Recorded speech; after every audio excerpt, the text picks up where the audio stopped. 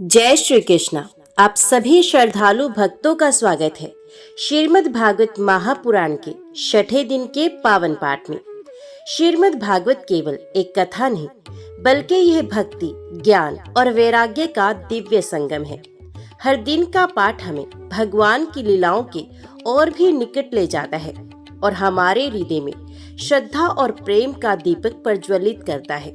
ये दिन हमें सिखाता है कि जब संकट गहरा हो तो हमें एकजुट होकर और भगवान पर विश्वास रखकर कार्य करना चाहिए, क्योंकि अंततः वही हमारी नैया पार लगाते हैं। आइए हम सभी श्रद्धा भाव से इस दिव्य कथा का श्रवण करें और अपने जीवन को श्री हरि की कृपा से पवित्र करें। वीडियो को लाइक करें, अपने प्रियजनों के साथ शेयर जरूर करें और चैनल को सब्सक्राइब अवश्य करें, ताकि ये अमृत समान कथा अधिक से अधिक लोगों तक पहुंचे।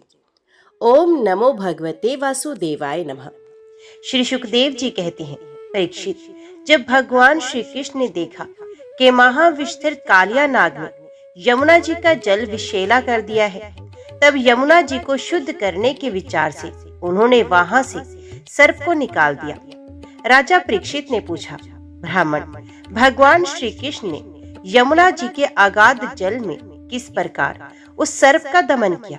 फिर कालिया नाग तो जलचर जीव नहीं था, ऐसी दशा में वे अनेक युगों तक जल में क्यों और कैसे रहा, सो बताइए। ब्रह्म स्वरूप महात्मन भगवान अनंत हैं। वे अपनी लीला प्रकट करके स्वच्छंद विहार करते हैं। गोपाल रूप से उन्होंने जो उदार लीला की है, वे तो अमृत स्वरूप है। भला उसके सेवन से कौन तृप्त हो सकता है? परीक्षित, यमुना जी में कालिया नाग का एक कुंड था। उसका जल विष की गर्मी से खोलता रहता था, यहाँ तक कि उसके ऊपर उड़ने वाले पक्षी भी झुलस कर उसमें गिर जाया करते थे। उसके विषैले जल की उत्ताल तरंगों का स्पर्श करके तथा उसकी छोटी छोटी बूंदें लेकर जब वायु बाहर आती और तट के घास पात, वृक्ष, पशु पक्षी आदि का स्पर्श करते, तब वे उसी समय मर जाते थे। भगवान का अवतार तो दुष्टों का दमन करने के लिए ही होता है। जब उन्होंने देखा कि उस सांप के विष का वेग बड़ा प्रचंड, बड़ा ही भयंकर है और वे भयानक विष ही उसका महान बल है तथा उसके कारण मेरे विहार का स्थान यमुना जी भी दूषित हो गई है, तब भगवान श्री कृष्ण अपनी कमर का फेंटा कसकर एक बहुत ऊंचे कदम्ब के वृक्ष पर चढ़ गए और वहां से ताल ठोककर उस विषैले जल में कूद पड़े। यमुना जी का जल सांप के विष के कारण पहले से ही खोल रहा था। उसकी तरंगे लाल पीली और अत्यंत भयंकर उठ रही थी। पुरुषोत्तम भगवान श्री कृष्ण के कूद पड़ने से उसका जल और भी उछलने लगा। उस समय तो कालिया देह का जल इधर उधर उछलकर 400 हाथ तक फैल गया। अचिंत्य अनंत बलशाली भगवान श्री कृष्ण के लिए इसमें कोई आश्चर्य की बात नहीं है। प्रिय परीक्षित, भगवान श्री कृष्ण कालिया दह में कूदकर अतुल बलशाली मत वाले गजराज के समान जल उछालने लगे। इस प्रकार जल क्रीड़ा करने पर उनकी भुजाओं की टक्कर से जल में बड़े जोर का शब्द होने लगा। आंख से ही सुनने वाले कालिया नाग ने वे आवाज सुनी और देखा कि कोई मेरे निवास स्थान का तिरस्कार कर रहा है। उसे ये सहन नहीं हुआ। वे चिढ़कर भगवान श्री कृष्ण के सामने आ गया। उसने देखा कि सामने एक सांवला सलोना बालक है। वर्षाकालीन मेघ के समान अत्यंत सुकुमार शरीर है। उसमें लगकर आंखें हटने का नाम ही नहीं लेती। उसके वक्षस्थल पर एक सुनहली रेखा श्रीवत्स का चिन्ह है और वे पीले रंग का वस्त्र धारण किए हैं। बड़े मधुर एवं मनोहर मुख पर मंद मंद मुस्कान अत्यंत शोभायमान हो रही है। चरण इतने सुकुमार और सुंदर है, मानो कमल की गद्दी हो। इतना आकर्षक रूप होने पर भी जब कालिया नाग ने देखा कि बालक तनिक भी ना डरकर इस विषैले जल में मौत से खेल रहा है, तब उसका क्रोध और भी बढ़ गया। उसने श्री कृष्ण को मर्म स्थानों में डसकर अपने शरीर के बंधन से उन्हें जकड़ लिया।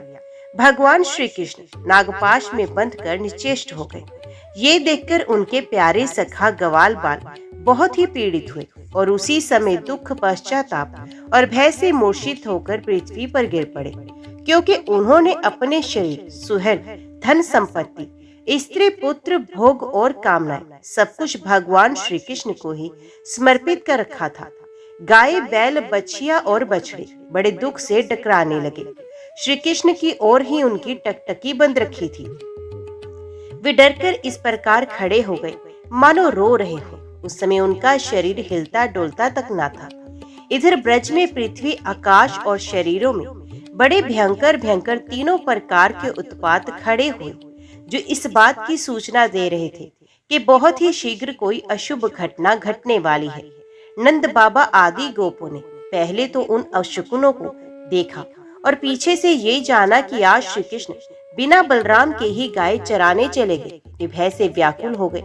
वे भगवान का प्रभाव नहीं जानते थे, इसलिए उन अपशगुनों को देखकर उनके मन में ये बात आई कि आज तो श्री कृष्ण की मृत्यु ही हो गई होगी। वे उसी श्री दुख से, शोक और भय से आतुर हो गए। क्यों ना हो, श्री कृष्ण ही उनके प्राण और सर्वस्व जो थे। प्रिय परीक्षित, ब्रज के बालक, वृद्ध और स्त्रियों का स्वभाव गायों जैसा ही वात्सल्यपूर्ण था। वे मन में ऐसी बात आते ही अत्यंत दीन हो गए और अपने प्यारे कन्हैया को देखने की उत्कट लालसा से घर द्वार छोड़कर निकल पड़े। बलराम जी स्वयं भगवान के स्वरूप और सर्वशक्तिमान हैं। उन्होंने जब ब्रजवासियों को इतना कातर और इतना आतुर देखा तब उन्हें हंसी आ गई, परंतु वे कुछ ना बोले, चुप ही रहे, क्योंकि वे अपने छोटे भाई श्री कृष्ण का प्रभाव भलीभांति जानते थे। ब्रजवासी अपने प्यारे श्री कृष्ण को ढूंढने लगे। कोई अधिक कठिनाई ना हुई, क्योंकि मार्ग में उन्हें भगवान के चरण चिन्ह मिलते जाते थे, जो कमल अंकुश आदि से युक्त होने के कारण उन्हें पहचान होती जाती थी। इस प्रकार वे यमुना तट की ओर जाने लगे। मार्ग में गौ और दूसरों के चरण चिन्हों के बीच बीच में भगवान के चरण चिन्ह भी दिख जाते थे। उनमें कमल, जो अंकुश, वज्र और ध्वजा के चिन्ह बहुत ही स्पष्ट थे। उन्हें देखते हुए वे बहुत शीघ्रता से चले। उन्होंने दूर से ही देखा कि कालिया नाग के शरीर से बंधे हुए श्री कृष्ण चेष्टाहीन हो रहे हैं। कुंड के किनारे पर ग्वाल बाल अचेत हुए पड़े हैं और गोए, बैल, बछड़े आदि बड़े आर्त स्वर से डकरा रहे हैं। ये सब देखकर वे सब गोप अत्यंत व्याकुल और अंत में मूर्छित हो गए। गोपियों का मन अनंत गुणागुण निलय भगवान श्री कृष्ण के प्रेम के रंग में रंगा हुआ था। वे तो नित्य निरंतर भगवान के सुहाग, उनकी मधुर मुस्कान, प्रेम भरी चितवन तथा मीठी वाणी का ही स्मरण करती थी। जब उन्होंने देखा कि हमारे प्रियतम श्याम सुंदर को काले सांप ने जकड़ रखा है, तब तो उनके हृदय में बड़ा ही दुख और बड़ी ही जलन हुई। अपने प्राण वल्लभ जीवन सर्वस्व के बिना उन्हें तीनों लोग सूने दिखने लगे। माता यशोदा तो अपने लाडले लाल के पीछे कालिया दह में कूदने ही जा रही थी, परंतु गोपियों ने उन्हें पकड़ लिया। उनके हृदय में भी वैसी ही पीड़ा थी। उनकी आंखों से भी आंसुओं की झड़ी लगी हुई थी। सबकी आंखों से भी आंसुओं की झड़ी लगी हुई थी। सबकी आंखें श्री कृष्ण के मुख कमल पर लगी थी, जिनके शरीर में चेतना थी। वे ब्रजमोहन श्री कृष्ण की पूतनावत आदि की प्यारी प्यारी ऐश्वर्य लीलाएं कह कहकर यशोदा जी को धीरज बंधाने लगे, किंतु अधिकांश तो मुर्दे की तरह पड़ ही गई थी। नंद बाबा आदि ने जीवन प्राण तो श्री कृष्ण ही थे। वे श्री कृष्ण के लिए कालिया दह में घुसने लगे। ये देखकर श्री कृष्ण का प्रभाव जानने वाले भगवान बलराम जी ने किन्हीं को समझा बुझाकर, किन्हीं को बलपूर्वक और किन्हीं को उनके हृदय में प्रेरणा करके रोक दिया। ये सांप के शरीर से बंध जाना तो श्री कृष्ण की मनुष्यों जैसी एक लीला थी। जब उन्होंने देखा कि ब्रज के सभी लोग स्त्री और बच्चों के साथ मेरे लिए इस प्रकार अत्यंत दुखी हो रहे हैं और सचमुच मेरे सिवा इनका कोई दूसरा सहारा भी नहीं है, तब वे एक मुहूर्त तक सर्प के बंधन में रहकर बाहर निकल आए। भगवान श्री कृष्ण ने उस समय अपना शरीर फुलाकर खूब मोटा कर लिया। इससे सांप का शरीर टूटने लगा। वे अपना नागपाश छोड़कर अलग खड़ा हो गया और क्रोध से आग बबूला हो अपने फण ऊंचा करके फुफकार मारने लगा। घात मिलते ही श्री कृष्ण पर चोट करने के लिए वे उनकी ओर टकटकी लगाकर देखने लगा। उस समय उसके नथुनों से विष की फुहारें निकल रही थी। उसकी आंखें स्थिर थी और इतनी लाल हो रही थी मानो भट्टी पर तपाया हुआ खपड़ा हो। उसके मुंह से आग की लपटें निकल रही थी। उस समय कालिया नाग अपनी दोहरी जीभ लप लपाकर अपने होठों के दोनों किनारों को चाट रहा था और अपनी कराल आंखों से विष की ज्वाला उगलता जा रहा था। अपने वाहन गरुड़ के समान भगवान श्री कृष्ण उसके साथ खेलते हुए पैतरा बदलने लगे और वे सांप भी उन पर चोट करने का दांव देखता हुआ पैतरा बदलने लगा। इस प्रकार पैतरा बदलते बदलते उसका बल क्षीण हो गया। तब भगवान श्री कृष्ण ने उसके बड़े बड़े सिरों को तनिक दबा दिया और उछलकर उन पर सवार हो गया। कालिया नाग के मस्तकों पर बहुत सी लाल लाल मणियां थी। उनके स्पर्श से भगवान के सुकुमार तलुओं की लालिमा और भी बढ़ गई। नृत्य गान आदि समस्त कलाओं के आदि प्रवर्तक भगवान श्री कृष्ण उसके सिरों पर कलापूर्ण नृत्य करने लगे। भगवान के प्यारे भक्त गंधर्व, सिद्ध, देवता, चारण और देवांगनाओं ने जब ये देखा कि भगवान नृत्य करना चाहते हैं, तब वे बड़े प्रेम से मृदंग, ढोल, नगारे आदि बाजे बजाते हुए, सुंदर सुंदर गीत गाते हुए, पुष्पों की वर्षा करते हुए, अपने को निशावर करते हुए, भेंट ले लेकर उसी समय भगवान के पास आ पहुंचे। कालिया नाग के 101 सिर थे। वे अपने सिर को नहीं झुकाता था। उसी को प्रचंड दंडधारी भगवान अपने पैरों की चोट से कुचल डालते। उसे कालिया नाग की जीवन शक्ति क्षीण हो चली। वे मुंह और नथनों से खून उगलने लगा। अंत में चक्कर काटते काटते वे बेहोश हो गया। तनिक भी चेत होता तो वे अपनी आंखों से विष उगलने लगता और क्रोध के मारे जोर जोर से फुफकार मारने लगता। इस प्रकार वे अपने सिरों में से जिस सिर को ऊपर उठाता, उसी को नाचते हुए भगवान श्री कृष्ण अपने चरणों की ठोक से झुकाकर रोंद डालते। उस समय पुराण पुरुषोत्तम भगवान श्री कृष्ण के चरणों पर जो खून की बूंदें पड़ती थी, उनसे ऐसा मालूम होता था मानो रक्त पुष्पों से उनकी पूजा की जा रही हो। भगवान के इस अद्भुत तांडव नृत्य से कालिया के फण रूप छत्ते छिन्न भिन्न हो गए। उसका एक एक अंग चूर चूर हो गया और मुंह से खून की उल्टी होने लगी। अब उसे सारे जगत के आदि शिक्षक पुराण पुरुष भगवान नारायण की स्मृति हुई। वे मन ही मन भगवान की शरण में गया। भगवान श्री कृष्ण के उदर में संपूर्ण विश्व है, इसलिए उनके भारी बोझ से कालिया नाग के शरीर की एक एक गांठ ढीली पड़ गई। उनकी एड़ियों की चोट से उसके शस्त्र के समान फण छिन्न भिन्न हो गए। अपने पति की ये दशा देखकर उसकी पत्नियां भगवान की शरण में आई। वे अत्यंत आतुर हो रही थी। भय के मारे उनके वस्त्र आभूषण अस्त व्यस्त हो रहे थे और केश की चोटियां भी बिखर रही थी। उस समय उन साध्वी नागपत्नियों के चित्त में बड़ी घबराहट थी। अपने बालकों को आगे करके वे पृथ्वी पर लौट गए और हाथ जोड़कर उन्होंने समस्त प्राणियों के एकमात्र स्वामी भगवान श्री कृष्ण को प्रणाम किया। भगवान श्री कृष्ण को शरणागत वत्सल जानकर अपने अपराधी पति को छुड़ाने की इच्छा से उन्होंने उनकी शरण ग्रहण की। नागपत्नियों ने कहा, हे प्रभु, आपका ये अवतार ही दुष्टों को दंड देने के लिए हुआ है, इसलिए इस अपराधी को दंड देना सर्वथा उचित है। आपकी दृष्टि में शत्रु और पुत्र का कोई भेदभाव नहीं है, इसलिए आप जो किसी को दंड देते हैं वे उसके पापों का प्रायश्चित कराने और उसका परम कल्याण करने के लिए ही होता है। आपने हम लोगों पर ये बड़ा ही अनुग्रह किया। ये तो आपका कृपा प्रसाद ही है, क्योंकि आप जो दुष्टों को दंड देते हैं उससे उनके सारे पाप नष्ट हो जाते हैं। इस सर्प के अपराधी होने में तो कोई संदेह ही नहीं। यदि ये अपराधी ना होता तो इसे सर्प की योनि ही क्यों मिलती। इसलिए हम सच्चे हृदय से आपके इस क्रोध को भी आपका अनुग्रह ही समझते हैं। अवश्य ही पूर्व जन्म में इसने स्वयं मान रहित होकर और दूसरों का सम्मान करते हुए कोई बहुत बड़ी तपस्या की है, अथवा सब जीवों पर दया करते हुए इसने कोई बहुत बड़ा धर्म किया है। तभी तो आप इसके ऊपर संतुष्ट हुए हैं, क्योंकि सर्व जीवन स्वरूप आपकी प्रसन्नता का यही उपाय है।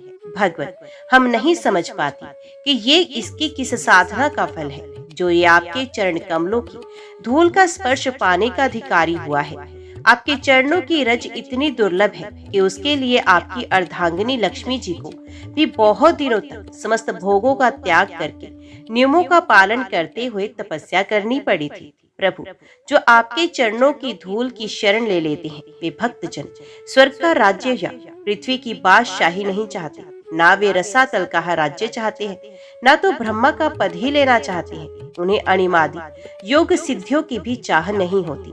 यहाँ तक कि वे जन्म मृत्यु से छुड़ाने वाले कैवल्य मोक्ष की भी इच्छा नहीं करते। स्वामी, ये नागराज तमोगुण योनि में उत्पन्न हुआ है और अत्यंत क्रोधी भी है, फिर भी इसे आपकी वे पवित्र परम पवित्र चरण रज प्राप्त हुई, जो दूसरों के लिए सर्वथा दुर्लभ है तथा जिसको प्राप्त करने की इच्छा मात्र से ही संसार चक्र में पड़े हुए जीव को संसार के वैभव संपत्ति की तो बात ही क्या, मोक्ष की भी प्राप्ति हो जाती है। प्रभु, हम आपको प्रणाम करती हैं। आप अनंत एवं अचिंत्य ऐश्वर्य के नित्य निधि हैं। आप सबके अंतकरणों में विराजमान होने पर भी अनंत हैं। आप समस्त प्राणियों और पदार्थों के आश्रय तथा सब पदार्थों के रूप में भी विद्यमान हैं। आप प्रकृति से परे स्वयं परमात्मा है। आप सब प्रकार के ज्ञान और अनुभवों के खजाने हैं। आपकी महिमा और शक्ति अनंत है।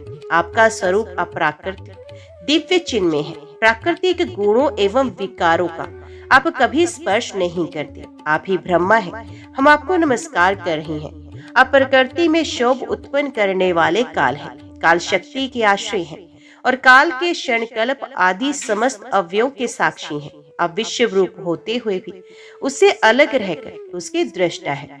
आप उसके बनाने वाले निमित्त कारण तो हैं ही, उसके रूप में बनने वाले उपादान कारण भी हैं। प्रभु, पंचभूत उसकी मात्राएं, इंद्रियां, प्राण, मन, बुद्धि और इन सबका खजाना चित्त, ये सब आप ही हैं।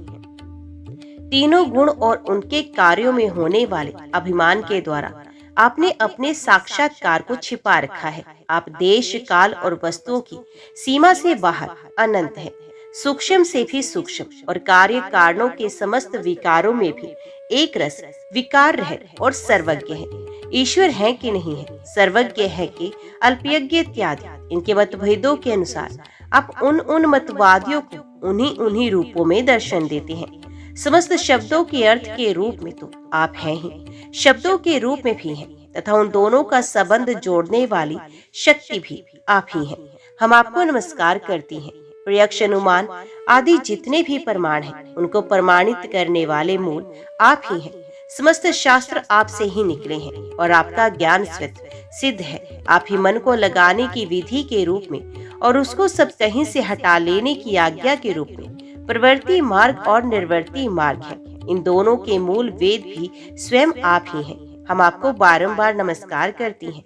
आप शुद्ध सत्यमय वसुदेव के पुत्र वासुदेव, संघर्षण एवं प्रद्युम्न और अनिरुद्ध भी हैं। इस प्रकार चतुर्व्यूह के रूप में आप भक्तों तथा यादवों के स्वामी हैं। श्री कृष्ण, हम आपको नमस्कार करती हैं। आप अंतकरण और उसकी वृत्तियों के प्रकाशक और उन्हीं के द्वारा अपने आप को ढक रखते हैं। उन अंतकरण और वृत्तियों के द्वारा ही आपके स्वरूप का कुछ संकेत भी मिलता है। आप उन गुणों और उनकी वृत्तियों के साक्षी तथा स्वयं प्रकाश है। हम आपको नमस्कार करती हैं।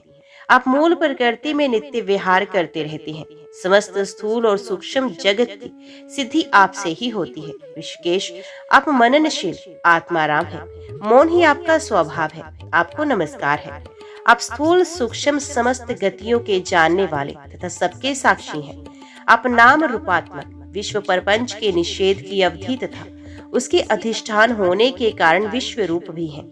आप विश्व के अध्यास तथा अपवाद साक्षी हैं एवं अज्ञान के द्वारा उसके सत्य भ्रांति एवं स्वरूप ज्ञान के द्वारा उसके आत्यंत निर्वृत्ति के भी कारण है। आपको हमारा नमस्कार है। प्रभु, यद्यपि वर्तकर्तापन न होने के कारण आप कोई भी कर्म नहीं करते, निष्क्रिय हैं, तथापि अनादि काल शक्ति को स्वीकार करके प्रकृति के गुणों के द्वारा आप इस विश्व की उत्पत्ति, स्थिति और प्रलय की लीला करते हैं।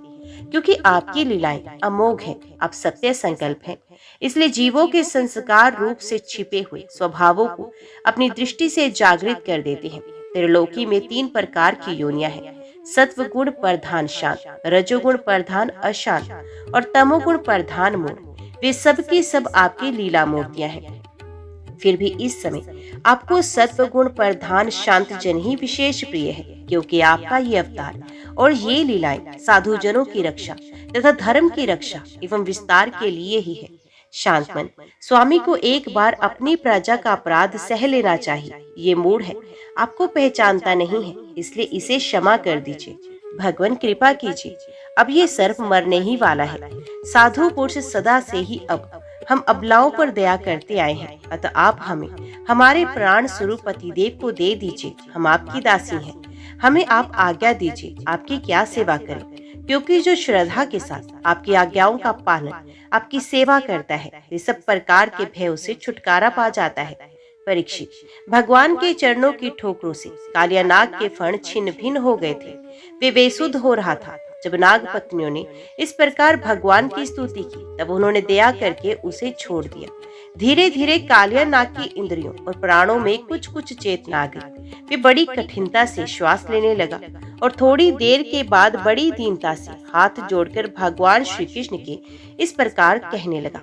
कालिया नाग ने कहा, हे नाथ, हम जन्म से ही दुष्ट, तमोगुणी और बहुत दिनों के बाद भी बदला लेने वाले बड़े क्रोधी जीव हैं। जीवों के लिए अपना स्वभाव छोड़ देना बहुत कठिन है। इसी के कारण संसार के लोग नाना प्रकार के दुराग्रहों में फंस जाते हैं। विश्व विधाता, आपने ही गुणों के भेद, इस जगत में नाना प्रकार के स्वभाव, वीर, बल, योनि, बीज, चित्त और आकृतियों का निर्माण किया है। भगवत, आपकी ही सृष्टि में हम सर्प भी हैं। हम जन्म से ही बड़े क्रोधी होते हैं। हम इस माया के चक्कर में स्वयं मोहित हो रहे हैं, फिर अपने प्रयत्न से इस दुस्सह्य माया का त्याग कैसे करें। आप सर्वज्ञ और संपूर्ण जगत के स्वामी हैं। आप ही हमारे स्वभाव और इस माया के कारण हैं। अब आप अपनी इच्छा से जैसा ठीक समझे कृपया कीजिए या दंड दीजिए। कालिया नाग की बात सुनकर लीला मनुष्य भगवान श्री कृष्ण ने कहा, सर्प, अब तुझे यहाँ नहीं रहना चाहिए। तो अपने जाति भाई, पुत्र और स्त्रियों के साथ शीघ्र ही यहाँ से समुद्र में चला जा। अब गोई और मनुष्य यमुना जल का उपभोग करें। जो मनुष्य दोनों समय तुझको दी हुई मेरी इस आज्ञा का स्मरण तथा कीर्तन करे, उसे सांपों से कभी भय ना हो। मैंने इस कालिया देह में क्रीड़ा की है, इसलिए जो पुरुष इसमें स्नान करके जल से देवता और पितरों का तर्पण करेगा एवं उपवास करके मेरा स्मरण करता हुआ मेरी पूजा करेगा, वे सब पापों से मुक्त हो जाएगा। मैं जानता हूँ कि तू गरुड़ के भय से रमणक द्वीप छोड़कर इस दह में आ फंसा था। अब तेरा शरीर मेरे चरण चिन्हों से अंकित हो गया है, इसलिए जा, अब गरुड़ तुझे नहीं खाएगा। भगवान श्री कृष्ण की एक एक लीला अद्भुत है। उनकी ऐसी आज्ञा पाकर कालिया नाग और उसकी पत्नियों ने आनंद से भरकर बड़े आदर से उनकी पूजा की।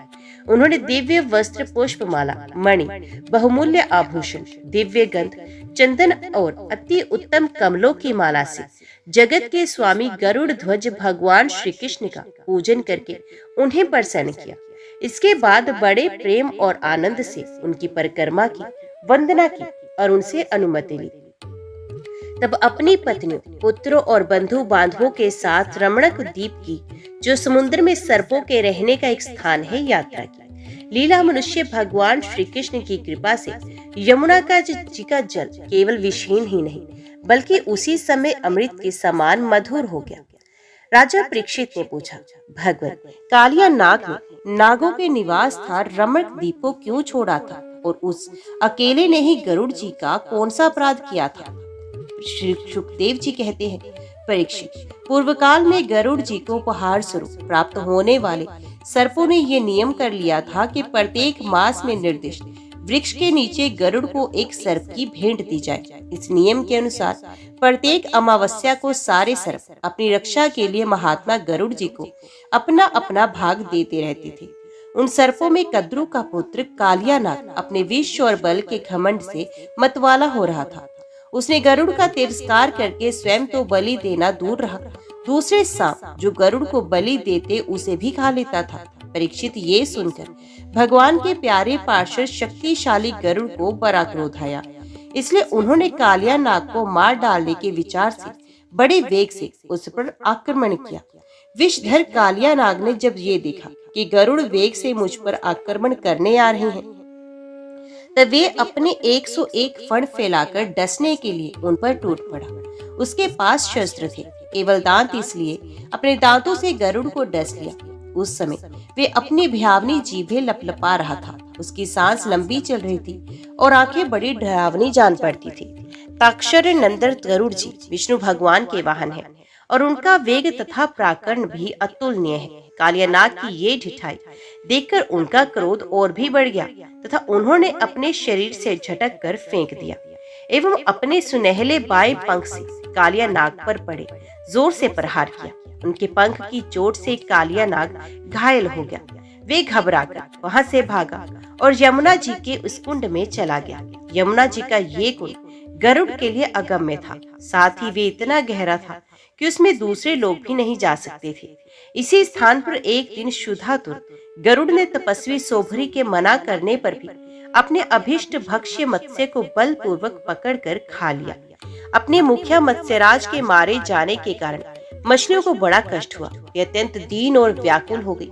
उनकी ये दशा देखकर महर्षि सोभरी को बड़ी दया आई। उन्होंने उस कुंड में रहने वाले सब जीवों की भलाई के लिए गरुड़ को ये शाप दे दिया, यदि गरुड़ फिर कभी इस कुंड में घुसकर मछलियों को खाएंगे तो उसी क्षण प्राणों से हाथ धो बैठेंगे। मैं ये सत्य सत्य कहता हूँ। महर्षि सोभरी के शाप की बात कालिया नाग के सिवा और कोई सांप नहीं जानता था, इसलिए वे गरुड़ के भय से वहां रहने लगा था। और अब भगवान श्री कृष्ण ने उसे निर्भय करके वहां से रमण द्वीप में भेज दिया। परीक्षित इधर भगवान श्री कृष्ण दिव्य माला, गंध, वस्त्र, महामूल्य मणि और स्वर्ण में आभूषणों से विभूषित हो उस कुंड से बाहर निकले। उनको देखकर सबके सब ब्रजवासी इस प्रकार उठ खड़े हुए जैसे प्राणों को पाकर इंद्रियां सचेत हो जाती हैं। सभी गोपों का हृदय आनंद से भर गया। वे बड़े प्रेम और प्रसन्नता से अपने कन्हैया को हृदय से लगाने लगे। परीक्षित, यशोदा रानी, रोहिणी जी, नंद बाबा, गोपी और गोप सभी श्री कृष्ण को पाकर सचेत हो गए। उनका मनोरथ सफल हो गया। बलराम जी तो भगवान का प्रभाव जानते ही थे। वे श्री कृष्ण को हृदय से लगाकर हंसने लगे। पर्वत, वृक्ष, गाय, बैल, बछड़े सबके सब आनंद मगन हो गए।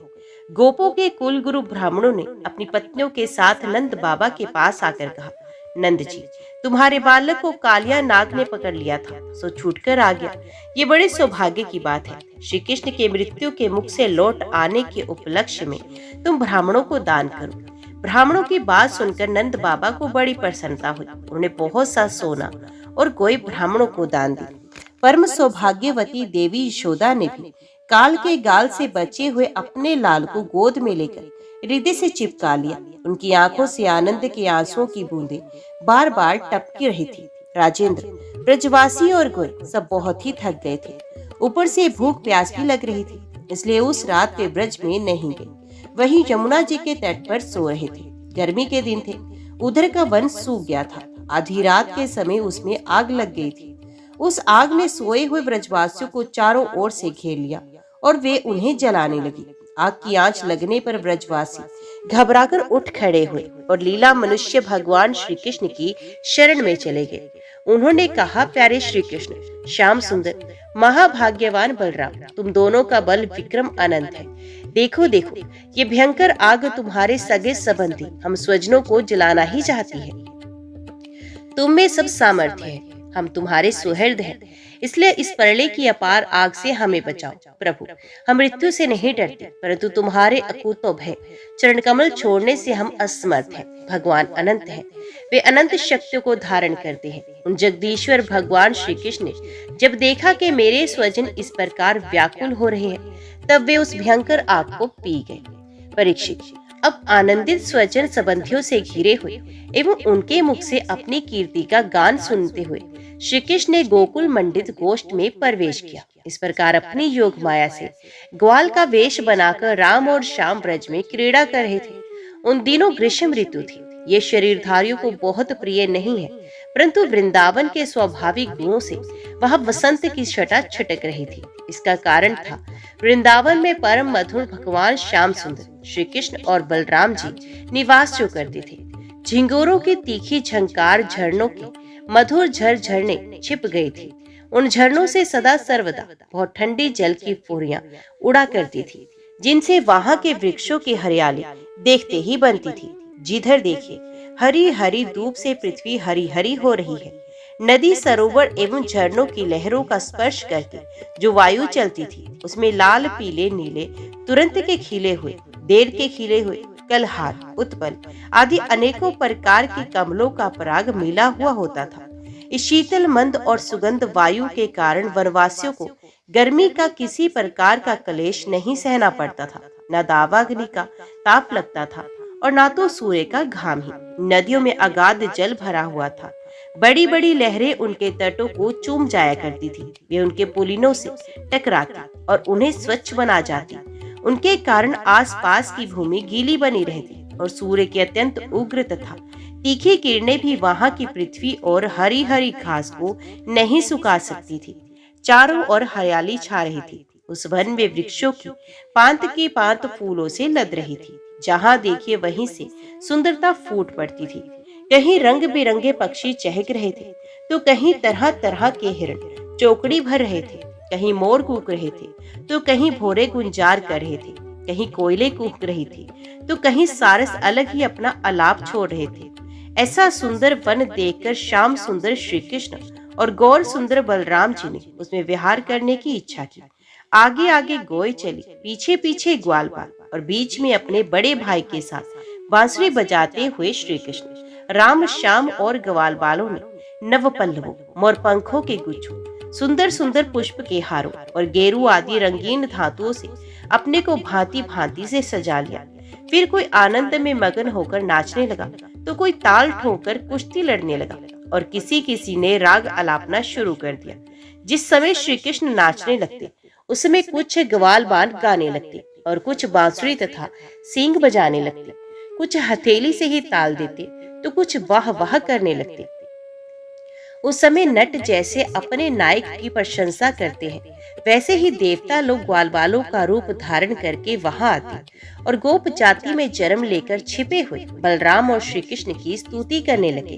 घुंघराली अलकों वाले श्याम और बलराम कभी एक दूसरे का हाथ पकड़कर कुम्हार के चाक की तरह चक्कर काटते, घुमरी परेता खेलते, कभी एक दूसरे से अधिक फांद जाने की इच्छा से कूदते, कुंडी डाकते, कभी कहीं होड़ लगाकर ढेले फेंकते, तो कभी ताल ठोंक ठोंक कर रस्सा कसी करते।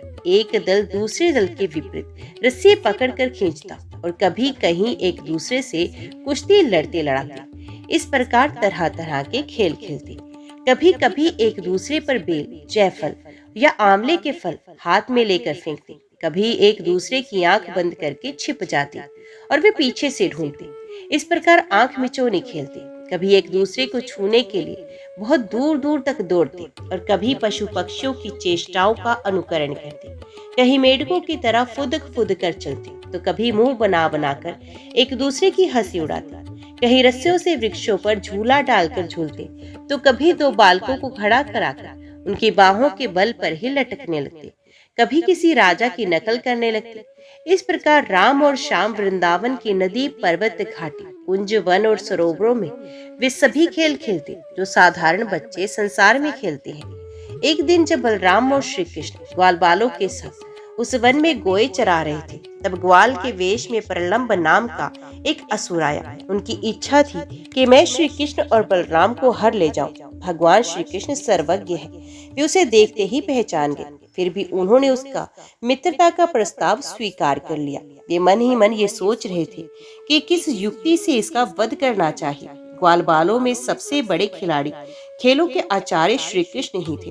उन्होंने सब ग्वालबालों को बुलाकर कहा, मेरे प्यारे मित्रों, आज हम लोग अपने को उचित रीति से दो दलों में बांट लें और फिर आनंद से खेले।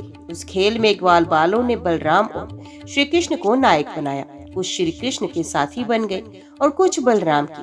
फिर उन लोगों ने तरह तरह से ऐसे बहुत से खेल खेले जिनमें एक दल के लोग दूसरे दल के लोगों को अपनी पीठ पर चढ़ाकर एक निर्दिष्ट स्थान पर ले जाते थे। जीतने वाला दल चढ़ता था और हारने वाला दल ढोता था। इस प्रकार एक दूसरे की पीठ पर चढ़ते चढ़ाते श्री कृष्ण आदि ग्वालबाल गोई चराते हुए भांडेर नामक वट के पास पहुंच गए। एक बार बलराम जी के दल वाले श्रीदामा, वृषभ आदि ग्वालबालों ने खेल में बाजी मार ली। तब श्री कृष्ण आदि उन्हें अपनी पीठ पर चढ़ाकर ढोने लगे। हारे हुए श्री कृष्ण ने श्रीदामा को अपनी पीठ पर चढ़ाया। भद्रसेन ने वृषभ को, प्रलंब ने बलराम जी को। दानव पुंग प्रलंब ने देखा कि श्री कृष्ण तो बड़े बलवान हैं, उन्हें मैं नहीं हरा सकूंगा। अतः वे उन्हीं के पक्ष में हो गया और बलराम जी को लेकर फुर्ती से भाग चला और पीठ पर से उतारने के लिए जो स्थान नियत था उससे आगे निकल गया। बलराम जी बड़े भारी पर्वत के समान बोझ वाले थे। उनको लेकर प्रलंबासुर दूर तक ना जा सका। उसकी चाल रुक गई। तब उसने अपना स्वाभाविक दैत्य रूप धारण कर लिया। उसके काले शरीर पर सोने के गहने चमक रहे थे और गौर सुंदर बलराम जी को धारण करने के कारण उसकी शोभा हो रही थी। मानो बिजली से युक्त काला बादल चंद्रमा को धारण किए हुए हो। उसकी आंखें आग की तरह धधक रही थी और दाढ़ें बाहों तक पहुंची हुई भयावनी लग रही थी। उसके लाल लाल बाल इस तरह बिखर रहे थे मानो आग की लपटें उठ रही हुई। उसके हाथ और पाँव में कड़े, सिर पर मुकुट और कानों में कुंडल थी। उनकी कांति से ये बड़ा अद्भुत लग रहा था। उस भयानक दैत्य को बड़े वेग से आकाश में जाते देख पहले तो बलराम जी कुछ घबरा गए, परंतु दूसरे ही क्षण अपने स्वरूप की याद आते ही उनका भय जाता रहा। बलराम जी ने देखा कि जैसे चोर किसी का धन चुरा कर ले जाए, वैसे ही ये शत्रु मुझे चुराकर आकाश मार्ग से लिए जा रहा है। उस समय जैसे इंद्र ने पर्वतों पर वज्र चलाया था, वैसे ही उन्होंने क्रोध करके उसके सर पर एक घूंसा कसकर जमाया। घूंसा लगना था कि उसका सर चूर चूर हो गया। वे मुंह से खून उगलने लगा, चेतना जाती रही और बड़ा भयंकर शब्द करता हुआ इंद्र के द्वारा वज्र से मारे हुए पर्वत के समान वे उसी समय प्राणहीन होकर पृथ्वी पर गिर पड़ा। बलराम जी परम बलशाली थे। जब ग्वाल बालों ने देखा कि उन्होंने प्रलंबासुर को मार डाला, तब उनके आश्चर्य की सीमा न रही। वे बार बार वाह वाह करने लगे। ग्वाल बालों का चित्त प्रेम से विवल हो गया। वे उनके लिए शुभकामनाओं की वर्षा करने लगे, मानो मरकर लौट आए हो। इस भाव से आलिंगन करके प्रशंसा करने लगे। प्रस्तुत बलराम जी इसके योग्य ही थे। प्रलंबासुर मूर्तिमान पाप था। उसकी मृत्यु से देवताओं को बड़ा सुख मिला। वे बलराम जी पर फूल बरसाने लगे और बहुत अच्छा किया, बहुत अच्छा किया, इस प्रकार कहकर उनकी प्रशंसा करने लगे। उस समय जब ग्वाल बाल खेलकूद में लग गए, तब उनकी गोएं बेरोक टोक चरती हुई बहुत दूर निकल गई और हरी हरी घास के लोभ से एक गहन वन में घुस गई। उसकी बकरियां, गाय और भैंसें एक वन से दूसरे वन में होती हुई आगे बढ़ गई तथा गर्मी के ताप से व्याकुल हो गई। वे बेसुध सी होकर अंत में डकराती हुई मुजावटी में घुस गई। जब श्री कृष्ण, बलराम आदि ग्वाल बालों ने देखा कि हमारे पशुओं का तो कहीं पता ठिकाना नहीं है, तब उन्हें अपने खेल कूद पर बड़ा पछतावा हुआ और वे बहुत कुछ खोजबीन करने पर भी अपनी गौ का पता ना लगा सके। गोए ही तो ब्रजवासियों की जीविका का साधन थी। उनके नाम मिलने से वे अचेत सो हो रहे थे। अभी गौ के खुर और दांतों से कटी हुई घास तथा पृथ्वी पर बने हुए खुरों के चिन्हों से उनका पता लगाते हुए आगे बढ़े। अंत में उन्होंने देखा कि उनकी गौएं मुंजावटी में रास्ता भूलकर डकरा रही हैं। उन्हें पाकर वे लुटाने की चेष्टा करने लगे। उस समय वे एकदम थक गए थे और उन्हें प्यास भी बड़े जोर से लगी थी। इससे वे व्याकुल हो रहे थे। उनकी ये दशा देखकर भगवान श्री कृष्ण अपने मेघ के समान गंभीर वाणी से नाम ले लेकर गौ को पुकारने लगे। गोए अपने नाम की ध्वनि सुनकर बहुत हर्षित हुई। वे भी उत्तर में हुंकारने और रंभाने लगी। इस प्रकार भगवान उन गायों को पुकार ही रहे थे कि उस वन में सब और अकस्मात दावा अग्नि लगी, जो वनवासी जीवों का काल ही होती है। साथ ही बड़े जोर की आंधी भी चलकर उस अग्नि को बढ़ने में सहायता देने लगी। इससे सब ओर फैली हुई ये प्रचंड अग्नि अपनी भयंकर लपटों से समस्त चराचर जीवों को भस्मात कर रही थी। जब ग्वालों और गौओं ने देखा कि दावानल चारों ओर से हमारी ओर ही बढ़ता आ रहा है, तब ये अत्यंत भयभीत हो गए और मृत्यु के भय से डरे हुए जीव जिस प्रकार भगवान की शरण में आते हैं, वैसे ही वे श्री कृष्ण और बलराम जी की शरणापन्न होकर उन्हें पुकारते हुए बोले, महावीर श्री कृष्ण, प्यारे श्री कृष्ण, परम बलशाली श्री कृष्ण, बलराम जी, हम तुम्हारे शरणागत। देखो, इस समय हम दावानल से जलना नहीं चाहते हैं। हम दोनों को हमें इससे बचाइए। श्री कृष्ण, जिनको तुम्हें भाई बंधु और सब कुछ हो, उन्हीं तो किसी प्रकार का कष्ट नहीं होना चाहिए। सब धर्मों के ज्ञाता श्याम सुंदर, तुम ही हमारे एकमात्र रक्षक और स्वामी हो। हमें केवल तुम्हारा ही भरोसा है। अपने सखा ग्वाल बालों के ये दीनता से भरे वचन सुनकर भगवान श्री कृष्ण ने कहा, डरो मत, तुम अपनी आंखें बंद कर लो। भगवान की आज्ञा सुनकर उन ग्वाल बालों ने कहा, बहुत अच्छा, और अपनी आंखें मूंद ली। तब योगेश्वर भगवान श्री कृष्ण ने उस भयंकर आग को अपने मुंह में पी लिया। इसके बाद जब ग्वाल बालों ने अपनी अपनी आंखें खोलकर देखा, तब अपने को भंडीर वट पास पाया। उस प्रकार अपने आप को और गौ को दावानल बचा दे वे ग्वाल बाग बहुत ही विस्मित हुए। श्री कृष्ण की इस योग सिद्धि द्वारा योग माया के प्रभाव एवं दावानल से अपनी रक्षा को देखकर उन्होंने यही समझा कि श्री कृष्ण कोई देवता है। सायंकाल होने पर बलराम जी के साथ भगवान श्री कृष्ण ने गोए लौटाई और बंसी बजाते हुए उनके पीछे पीछे व्रज की यात्रा की। उस समय ग्वाल बाल उनकी स्तुति करते आ रहे थे। इधर व्रज में गोपियों को श्री कृष्ण के बिना एक एक क्षण सौ युग के समान हो रहा था। जब भगवान श्री कृष्ण लौटे तब उनका दर्शन करके वे परम आनंद में मगन हो गए। ग्वाल बालों ने घर पहुंचकर अपनी माँ, बहन आदि स्त्रियों से परीक्षित और बलराम जी ने कुछ अद्भुत कर्म किए थे, दावानल से उनको बचाना, प्रलंब को मारना इत्यादि सबका वर्णन किया।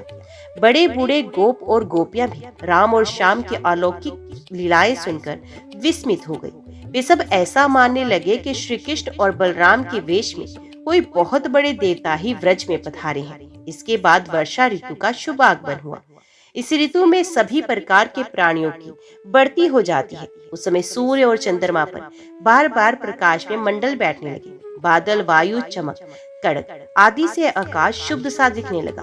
आकाश में नीले और घने बादल घेराते, बिजली कौंधने लगती, बार बार गड़गड़ाहट सुनाई पड़ती। सूर्य, चंद्रमा और तारे ढके रहते। इससे आकाश की ऐसी शोभा होती जैसे ब्रह्म स्वरूप होने पर भी गुणों से ढक जाने पर जीव की होती है। सूर्य ने राजा की तरह पृथ्वी रूप प्रजा से 8 महीने तक जल का ग्रहण किया था। अब समय आने पर वे अपनी किरणकरों से फिर उसे बांटने लगे। जैसे दयालु पुरुष जब देखते हैं कि प्रजा बहुत पीड़ित हो रही है, तब ये दया परवश होकर अपने जीवन प्राण तक निशावर कर देते हैं। वैसे ही बिजली की चमक से शोभायमान घनघोर बादल तेज हवा की प्रेरणा से प्राणियों के कल्याण के लिए अपने जीवन स्वरूप जल को बरसाने लगे। जेठ आषाढ़ की गर्मी से पृथ्वी सूख गई थी। अब वर्षा के जल से सिंचकर वे फिर हरी भरी हो गई। जैसे सकाम भाव से तपस्या करते समय पहले तो शरीर दुर्बल हो जाता है, परंतु जब उसका फल मिलता है तब हृष्ट पुष्ट हो जाता है। वर्षा के सायंकाल में बादलों से घना अंधेरा छा जाने पर ग्रह और तारों का प्रकाश तो नहीं दिखाई पड़ता, परंतु जुगनू चमकने लगते हैं। जैसे कलयुग में पाप की प्रबलता हो जाने से पाखंड मतों का प्रचार हो जाता है और वैदिक संप्रदाय लुप्त हो जाती है। जो मेढक पहले चुपचाप सो रहे थे, अब वे बादलों की गर्ज सुनकर टर टर करने लगे। जैसे नित्य नियम से निवृत्त होने पर गुरु के आदेश अनुसार ब्रह्मचारी लोग वेद पाठी करने लगते हैं। छोटी छोटी नदियां जो जेठ आषाढ़ में बिल्कुल सूखने को आ गई थी, वे अब उमड़ उमड़ कर अपने घेरे से बाहर बहने लगे। जैसी अजितेंद्रिय पुरुष के शरीर और धन संपत्तियों का कुमार्ग में उपयोग होने लगता है।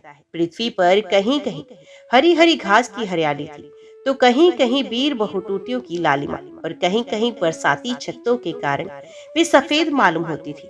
इस प्रकार उसकी ऐसी शोभा हो रही थी मानो किसी राजा की रंग बिरंगी सेना हो। सब खेत अनाजों से भरे पूरे लहलहा रहे थे। उन्हें देखकर किसान तो मारे आनंद के फूले ना समाते थे, परंतु सब कुछ प्रारब्ध के अधीन है। ये बात ना जानने वाले धनियों के चित्त में बड़ी जलन हो रही थी। अब हम इन्हें अपने पंजे में कैसे रख सकेंगे। नए बरसाती जल के सेवन से सभी जलचर और थलचर प्राणियों की सुंदरता बढ़ गई थी। जैसे भगवान की सेवा करने से बाहर और भीतर के दोनों ही रूप सुघड़ जाते हैं। वर्षा ऋतु में हवा के झोंकों से समुद्र एक तो यूं ही उताल तरंगों से युक्त हो रहा था, अब नदियों के संयोग से वे और भी शुद्ध हो उठा। ठीक वैसे ही जैसे वासना युक्त योगी का चित्त विषयों का संपर्क होने पर कामनाओं के उभार से भर जाता है। मूसलधार वर्षा की चोट खाते रहने पर भी पर्वतों को कोई व्यथा नहीं होती थी। जैसे दुखों की भरमार होने पर भी उन पुरुषों को किसी प्रकार की व्यथा नहीं होती, जिन्होंने अपना चित्त भगवान को ही समर्पित कर रखा है। जो मार्ग कभी साफ नहीं किए जाते वे घास से ढक गए और उनको पहचानना कठिन हो गया। जैसे जब द्विजाति वेदों का अभ्यास नहीं करते, तब काल क्रम से वे उन्हें भूल जाते हैं। यद्यपि बादल बड़े लोकोपकारी हैं, फिर भी बिजलियां उनमें स्थिर नहीं रहती। ठीक वैसे ही जैसे चपल अनुराग वाली कामिनी स्त्रियां गुणी पुरुषों के पास भी स्थिर स्वभाव से नहीं रहती। आकाश मेघों के गर्जन तर्जन से भरा था, उसमें निर्गुण इंद्रधनुष की वैसी ही शोभा हुई जैसी सत्व रुज आदि गुणों के क्षोभ से होने वाले विश्व के बखेड़ों में निर्गुण ब्रह्म की। यद्यपि चंद्रमा की उज्जवल चांदनी से बादलों का पता चलता था, फिर भी उन बादलों ने ही चंद्रमा को ढककर शोभाहीन बना दिया था। ठीक वैसे ही जैसे पुरुष के आभास से आभासी होने वाला अहंकार ही उसे ढककर प्रकाशित नहीं होने देता। बादलों के शुभ आगमन से मोरों का रोम रोम खिल रहा था। वे अपनी कुहुक और नृत्य के द्वारा आनंद उत्सव मना रहे थे। ठीक वैसे ही जैसे गृहस्थी के जंजाल में फंसे हुए लोग, जो अधिकतर तीनों तापों से जलते और घबराते रहते हैं, भगवान के भक्तों के शुभ आगमन से आनंद मगन हो जाते हैं। जो वृक्ष जेठ आषाढ़ में सूख गए थे, वे अब अपनी जड़ों से जल पीकर पत्ते, फूल तथा डालियों से खूब सज धज गए। जैसे सकाम भाव से तपस्या करने वाले पहले तो दुर्बल हो जाते हैं, परंतु कामना पूरी होने पर मोटे तगड़े हो जाते हैं। तालाबों के तट कांटे, कीचड़ और जल के बहाव के कारण प्राय अशांत ही रहते थे, परंतु सारस एक क्षण के लिए भी उन्हें नहीं छोड़ते थे। ऐसे अशुद्ध हृदय वाले विषयी पुरुष कामधंधों के झंझट से कभी छुटकारा नहीं पाते, फिर भी घरों में ही पड़े रहते हैं। वर्षा ऋतु में इंद्र की प्रेरणा से मूसलधार वर्षा होती है। इससे नदियों के बांध और खेतों की मेंढे टूट फूट जाती है। जैसे कलयुग में पाखंडियों के तरह तरह के मिथ्या मतवादों से वैदिक मार्ग की मर्यादा ढीली पड़ जाती है। वायु की प्रेरणा से घने बादल प्राणियों के लिए अमृत में जल की वर्षा करने लगते हैं। जैसे ब्राह्मणों की प्रेरणा से धनी लोग समय समय पर दान के द्वारा प्रजा की अभिलाषाएं पूर्ण करते हैं। वर्षा ऋतु में वृंदावन इसी प्रकार शोभायमान और पके हुए खजूर तथा जामुनों से भर रहा था। उसी वन में विहार करने के लिए श्याम और बलराम ने ग्वाल बाल और गोए के साथ प्रवेश किया। गोए अपने थनों के भारी भार के कारण बहुत ही धीरे धीरे चल रही थी। जब भगवान श्री कृष्ण उनका नाम लेकर पुकारते, तब वे प्रेम परवश जल्दी जल्दी दौड़ती। उस समय उनके थनों से दूध की धारा गिरती जाती। भगवान ने देखा कि वनवासी भील और भीलनियां आनंद मगन है। वृक्षों की पंक्तियां मधुधारा उड़ेल रही हैं। पर्वतों से झरझर करते हुए झरने झर रहे हैं। उनकी आवाज बड़ी सुरीली जान पड़ती है और साथ ही वर्षा होने पर छिपने के लिए बहुत सी गुफाएं भी हैं। जब वर्षा होने लगती, तब श्री कृष्ण कभी किसी वृक्ष की गोद में या खोड़र में जाकर छिप जाते, कभी कभी किसी गुफा में जा बैठते और कभी कंद मूल फल खाकर ग्वालों के साथ खेलते रहते। कभी जल के पास ही किसी चट्टान पर बैठ जाते और बलराम जी तथा ग्वाल बालों के साथ मिलकर घर से लाया हुआ दही, भात, दाल, शाक आदि के साथ खाते। वर्षा ऋतु में बैल, बछड़े और थनों के भारी भार से थकी हुई गोई थोड़ी ही देर में भरपेट घास चर लेती और हरी भरी घास पर बैठकर ही आंख मूंदकर जुगाली करती। वर्षा ऋतु की सुंदरता अपार थी। वे सभी प्राणियों को सुख पहुंचा रही थी। इसमें संदेह नहीं कि वे ऋतु गाय, बैल, बछड़े सबके सब भगवान की लीला के ही विलास थे। फिर भी उन्हें देखकर भगवान बहुत प्रसन्न होते और बार बार प्रशंसा करते। इस प्रकार श्याम और बलराम बड़े आनंद से ब्रज में निवास कर रहे थे। इसी समय वर्षा बीतने पर शरद ऋतु आ गई। अब आकाश में बादल नहीं रहे, जल निर्मल हो गया। वायु बड़ी धीमी गति से चलने लगी। शरद ऋतु में कमलों की उत्पत्ति से जलाशयों के जल ने अपनी सहज स्वच्छता प्राप्त कर ली। ठीक वैसे ही जैसे योग भ्रष्ट पुरुषों का चित्त फिर से योग का सेवन करने से निर्मल हो जाता है। शरद ऋतु ने आकाश के बादल, वर्षा काल के बड़े हुए जीव, पृथ्वी की कीचड़ और जल के मटमैलेपन को नष्ट कर दिया। जैसे भगवान की भक्ति ब्रह्मचारी, गृहस्थ, वानप्रस्थ और सन्यासियों के सब प्रकार के कष्टों और अशुभों का झटपट नाश कर देती है। बादल अपने सर्वस्व जल का दान करके उज्जवल कांति से सुशोभित होने लगे। ठीक वैसे ही जैसे लोक परलोक, स्त्री पुत्र और धन संपत्ति संबंधी चिंता और कामनाओं का परित्याग कर देने पर संसार के बंधन से छूटे हुए परम शांत सन्यासी शोभायमान होते हैं। अब पर्वतों से कहीं कहीं झरने हिलते हैं और कहीं कहीं वे अपने कल्याणकारी जल को भी बहाते हैं। जैसे ज्ञानी पुरुष समय पर अपने अमृत में ज्ञान का दान किसी अधिकारी को कर देते हैं और किसी किसी को नहीं भी करते। छोटे छोटे गड्ढों में भरे हुए जल के जलचर ये नहीं जानते कि इस गड्ढे का जल दिन पर दिन सूखता जा रहा है। जैसे कुटुंब के भरण पोषण में भूले हुए मूढ़ ये नहीं जानते कि हमारी आयु क्षण क्षण क्षीण हो रही है। थोड़े जल में रहने वाले प्राणियों को शरदकालीन सूर्य की प्रखर किरणों से बड़ी पीड़ा होने लगी। जैसे अपनी इंद्रियों के वश में रहने वाले कृपण एवं दरिद्र कुटुंबी को तरह तरह के ताप सताते ही रहते हैं। पृथ्वी धीरे धीरे अपना कीचड़ छोड़ने लगी और घास पात धीरे धीरे अपनी कचाई छोड़ने लगी। ठीक वैसे ही जैसे विवेक संपन्न साधक धीरे धीरे शरीर आदि अनात्म पदार्थों में से ये मैं हूँ और ये मेरा है, ये अहंता और महानता छोड़ देते हैं। शरद ऋतु में समुद्र का जल स्थिर, गंभीर और शांत हो गया। जैसे मन के निसंकल्प हो जाने पर आत्माराम पुरुष कर्मकांड का झमेला छोड़कर शांत हो जाता है। किसान खेतों की मीट मजबूत करके जल का बहना रोकने लगे। जैसे योगी जन अपनी इंद्रियों को विषयों की ओर जाने से रोककर प्रत्याहार करके उनके द्वारा शीर्ण होते हुए ज्ञान की रक्षा करते हैं। शरद ऋतु में दिन के समय बड़ी कड़ी धूप होती, लोगों को बहुत कष्ट होता, परंतु चंद्रमा रात्रि एक समय लोगों का सारा संताप वैसे ही हर लेते जैसे देह अभिमान से होने वाले दुख को ज्ञान और भगवत विग्रह से होने वाली गोपियों के दुख को श्री कृष्ण नष्ट कर देते हैं। जैसे वेदों के अर्थ को स्पष्ट रूप से जानने वाला सत्व गुणी चित्त अत्यंत शोभायमान होता है, वैसे ही शरद ऋतु में रात के समय मेघों से रहित निर्मल आकाश तारों की ज्योति में जगमगाने लगता है। जैसे पृथ्वी तल में यदुवंशियों के बीच यदुपति भगवान श्री कृष्ण की शोभा होती है, वैसे ही आकाश में तारों के बीच पूर्ण चंद्रमा सुशोभित होने लगा। फूलों से लदे हुए वृक्ष और लताओं में होकर बड़ी ही सुंदर वायु बहती, वे ना अधिक ठंड होती और ना ही गर्म। उस वायु के स्पर्श से सब लोगों की जलन तो मिट जाती, परंतु गोपियों की जलन और भी बढ़ जाती, क्योंकि उनका चित्त उनके हाथ में नहीं था, श्री कृष्ण ने उसे चुरा लिया था।